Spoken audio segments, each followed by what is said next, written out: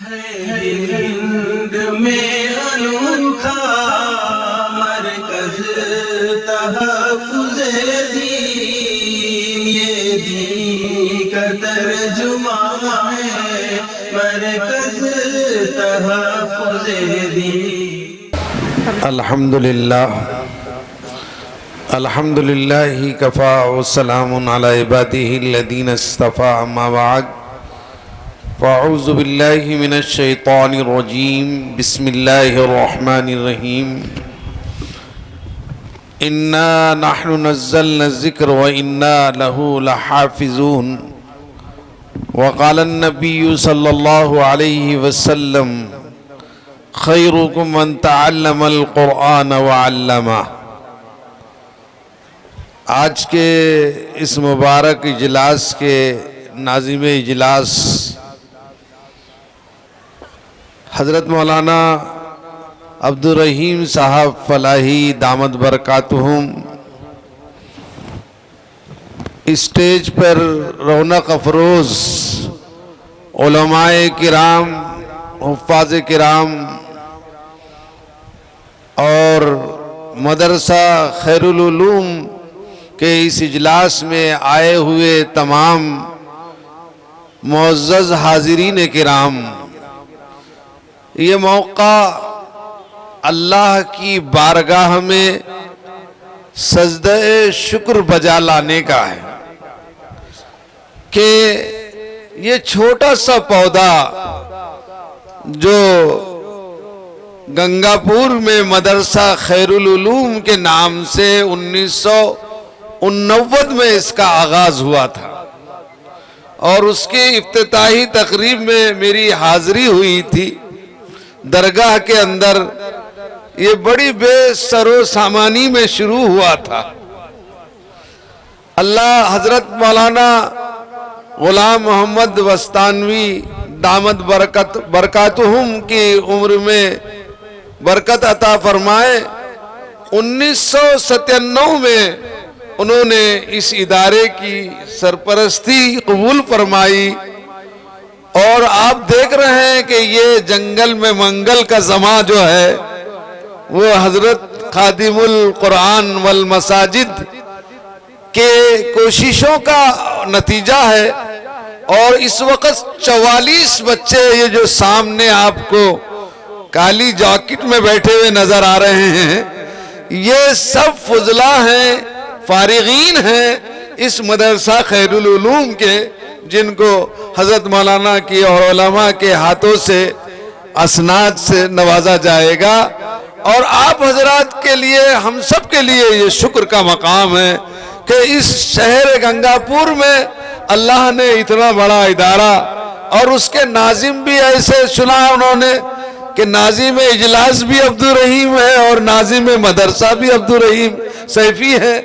استاد و شاگرد جہاں مل جائے وہاں یہ نورانی ماحول پیدا ہونا ضروری ہے نا۔ اور مولانا عبدالرحیم سیفی نے پورے 10 سال اشاعت العلوم عقل کنواں میں بڑی غربت اور قربانیوں کے ساتھ تعلیم حاصل کی، اور جب ان کو یہاں ناظم مقرر کیا، اپنے اساتذہ کی نگرانی میں اور مشورے میں، یہ مشورے سے اس جو ہے آپ کے اس ادارے کو ترقی دینے میں بہت بڑا رول اور کردار ادا کیا ہے۔ میں دعا کرتا ہوں کہ اللہ اس مدرسے کو دین دگنی رات چوگنی ترقی عطا فرمائے۔ وقت کم ہے، اور یہ شعبان کا مہینہ اور آپ کے جلسوں کا اور ختم بخاری کا مہینہ ہوتا ہے۔ کل بدنا پور میں ہم تھا جلسہ، پرسوں ہم ساتونا گئے تھے، صبح ہی فجر کے بعد منجلے گاؤں جانا ہے۔ تو اس وقت محاضرین کرام تو ماشاءاللہ بڑے چست اور نظر آ رہے ہیں، علماء کرام کو سننا ہے ان کو۔ میں مختصر چند باتیں آپ سے عرض کرنا چاہتا ہوں کہ اس وقت جو اللہ نے مولانا وستانوی صاحب دامت برکاتہم سے کام لیا ہے اس علاقے میں، یہ ایسا کام ہے مہاراشٹر میں کہ شاید محمد صلی اللہ علیہ وسلم کے غلاموں نے ہر وقت جب دین پر وقت پڑا ہے آپ اور دین پر وقت آیا ہے تو اپنے غلاموں میں سے کسی ایک غلام کو چن لیا. مولانا سعید وستانوی رحمت اللہ علیہ یہ مدرسہ ابو بکر میں ناظم تھے. آپ کے مقام کا نا امبڑ میں وہاں جانا ہوا تو یہ بات میں نے عرض کی کہ حضور اکرم صلی اللہ علیہ وسلم کی وفات کے بعد حالات ایسے پیدا ہو گئے کہ ایک طرف اسامہ کا لشکر کھڑا ہوا ہے, ایک طرف مانی زکوٰۃ کا مسئلہ کھڑا ہوا ہے, فاروق اعظم کو بھی شرع صدر نہیں ہو رہا ہے. حضرت ابو بکر فرما رہے ہیں اجبار فی الجاہلیہ و خوار فی الاسلام, اور ایک طرف جو ہے تو دوسرے اور مسائل مسلمہ کذاب جیسا جھوٹا نبی پیدا ہوا ہے. ان تمام چیزوں کے موقع پر صدیق اکبر جو حضور کے غلام تھے, سب سے بڑی شخصیت تھی, انبیاء کے بعد سب سے بڑا مقام تھا, آپ نے فرمایا اَيُنْقَصُ الدِّينُ وَأَنَا حَيٌّ.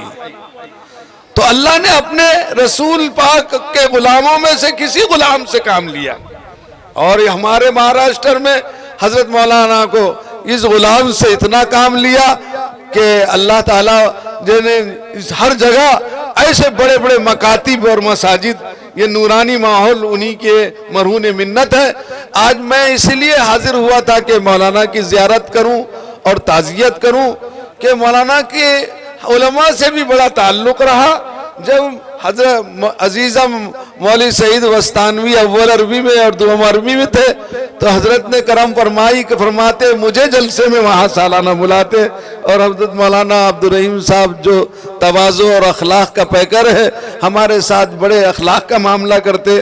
تو میں سعید وستانوی کی اللہ مغفرت فرمائے, یہ جوان بیٹے کی موت کوئی معمولی صدمہ اور غم نہیں ہوتا, اس وجہ سے حضرت والا پر اس کا اثر ہے اور سفر سے روک دیا ہے ڈاکٹروں نے, اس لیے ورنہ یہاں تشریف لاتے.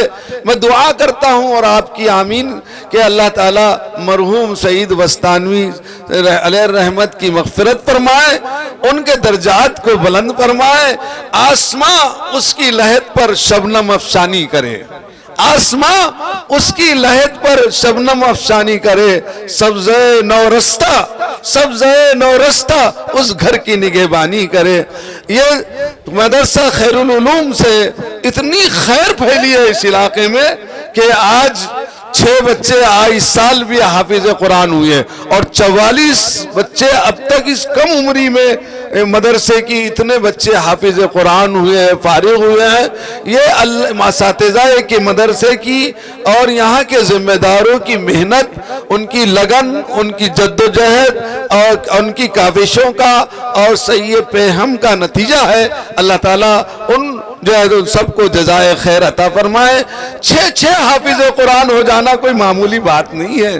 دنیا کی کسی بھی مذہبی کتاب کا قرآن کے علاوہ ایک حافظ قرآن نہیں ہے, ایک حافظ نہیں ہے دنیا کی کسی بھی مذہب کا, نہ توریت کا, نہ انجیل کا, نہ زبور کا, نہ کسی اور کتاب کا. قرآن واحد اللہ کا کلام ہے جو ایک سینے میں نہیں, سینکڑوں نہیں, ہزاروں نہیں, لاکھوں معصوم سینوں میں یہ قرآن کریم کی اللہ نے حفاظت کا وعدہ کیا اور ان کے سینوں میں محفوظ کر دیا. یہ اللہ کا حفاظت کا انتظام ہے, حفاظت قرآن کا منصوبہ ہے. یہ حافظ قرآن اس منصوبے حفاظت قرآن میں آج شامل ہو گئے, اور اللہ نے ان کو بھی وہی لقب دیا ہے جو اپنا لقب تھا, ان کو بھی حافظ کہا. اللہ حافظ ہے, سب کو حافظ کہا. کوئی صدر مدرس ہو یا ناظم محتمم ہو, حافظ بننے کے بعد یہ نہیں کہتا کہ تم صدر مدرس ہو آج محتمم ہو.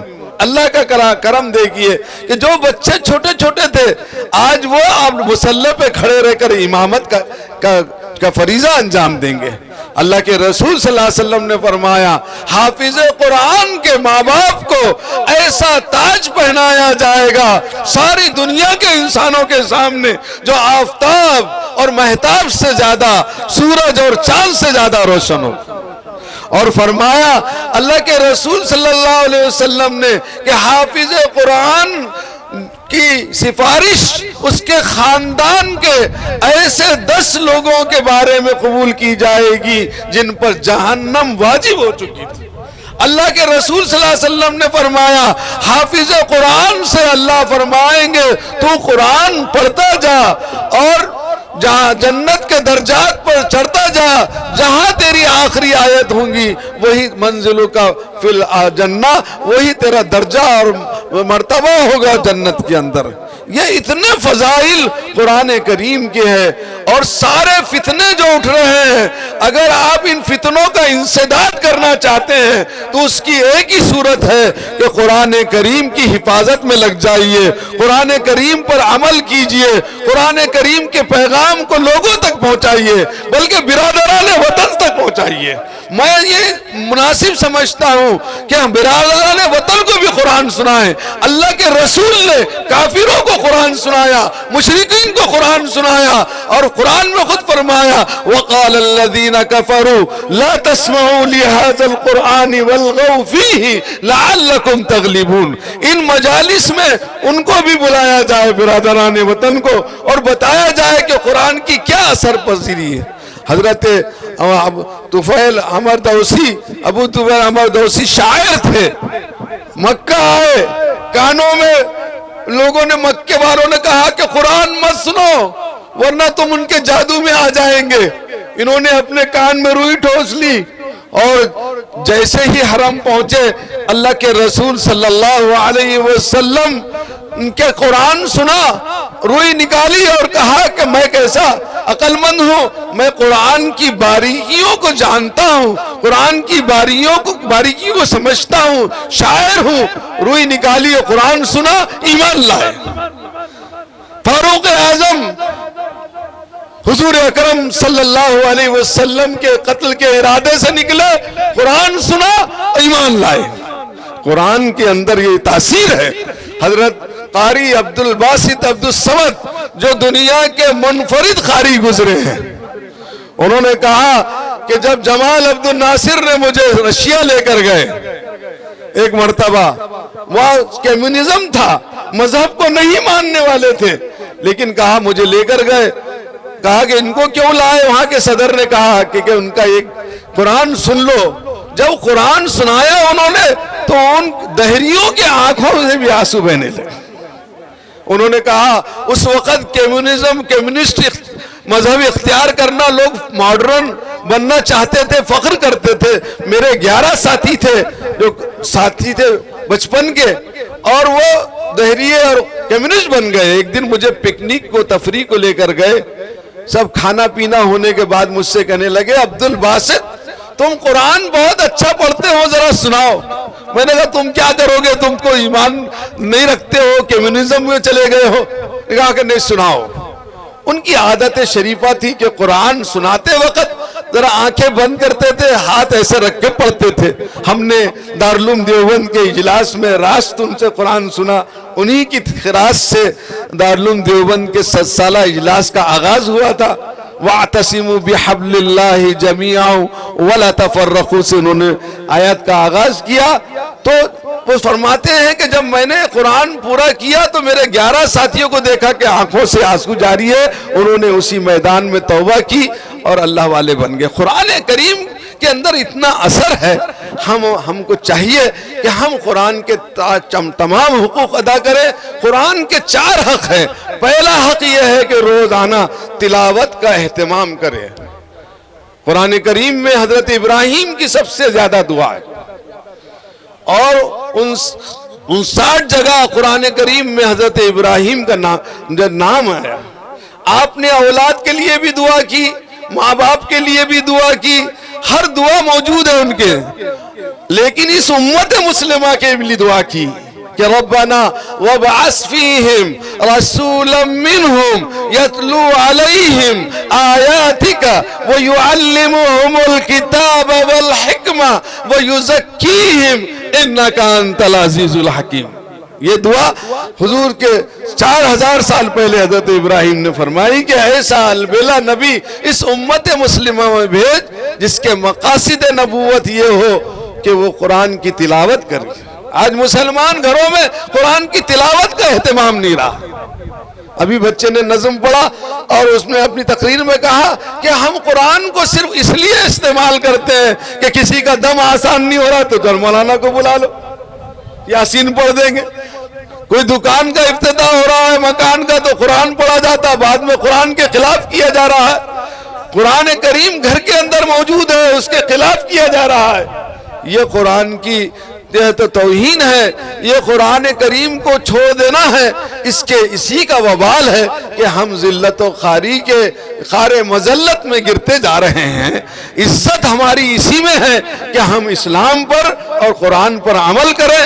اللہ تعالیٰ سے میری دعا ہے کہ اللہ تعالیٰ اس مدرسہ خیر العلوم کو اور تمام مدارس کو کی حفاظت فرمائے. آنے والے انتخابات یہ ہماری زندگی اور موت کا مسئلہ ہے، مدارس کی بقا اور اس کا مسئلہ ہے. تو ہم تمام جو ہے ایک ہندوستانی ہونے کے ناطے ایک ایسے اپنی طاقت کا استعمال کرے کہ ہماری طاقت ضائع نہ ہو اور جو فرقہ پرست دشمنان اسلام قرآن کریم اور اسلامی تعلیمات اسلامی شعائر اور کو ختم کرنا چاہتے ہیں اور شرکیات کو بڑھاوا دینا چاہتے ہیں، ہم دعا کرتے ہیں اور کوشش کرتے ہیں کہ اللہ ان کو بھی ہدایت دے دے اور ان کے شر سے بچنے کے لیے ہم کو اپنی طاقت کا صحیح استعمال کرنا ہوگا، ایک جٹ ہونا ہوگا، ایک پلیٹ فارم پر آنا ہوگا. قرآن نے کہا وَاعْتَصِمُوا بِاللَّهِ، اللہ کی رسی کو بِحَبْلِ اللَّهِ وَاعْتَصِمُوا بِحَبْلِ اللَّهِ جَمِيعًا، اللہ کی رسی کو مضبوطی سے پکڑ لو.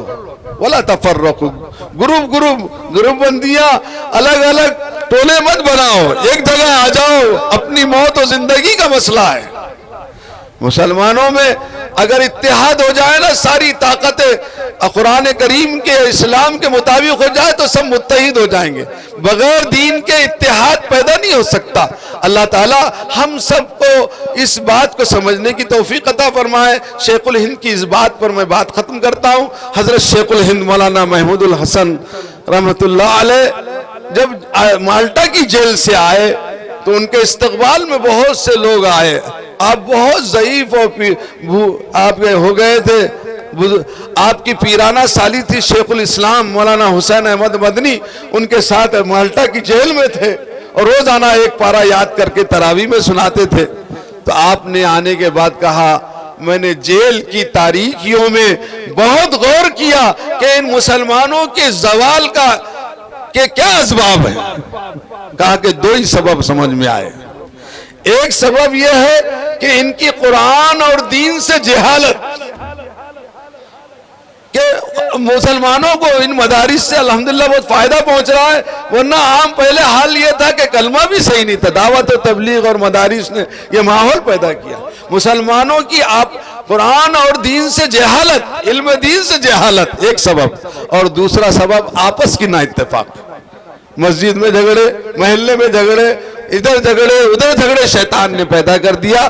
منفیات ایک، اس قوم کی نقصان بھی ایک. منفیات ایک، اس قوم کی نقصان بھی ایک. ایک ہی سب کا نبی، دین بھی ایمان بھی ایک. ایک ہی سب کا نبی، دین بھی ایمان بھی ایک. حرم پاک بھی، اللہ بھی، قرآن بھی ایک. حرم پاک بھی، اللہ بھی، قرآن بھی ایک. کچھ بڑی بات تھی، ہوتے جو مسلمان بھی ایک. فرقہ بندی ہے کہیں اور کہیں ذاتیں ہیں. فرقہ بندی ہے کہیں اور کہیں ذاتیں ہیں.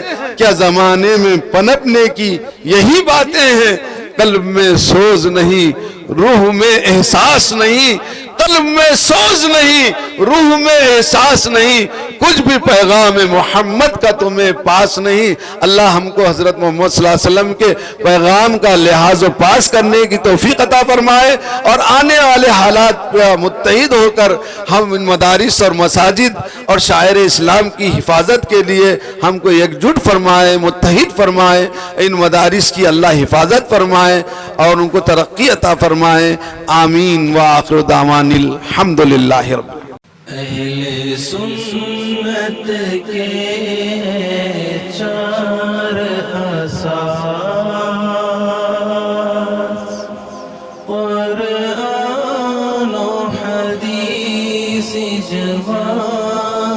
قیاس قرآن و حدیث اجماع قیاس اہل سنت کے ہیں چار اساس قرآن و حدیث اجماع قیاس قرآن و حدیث اجماع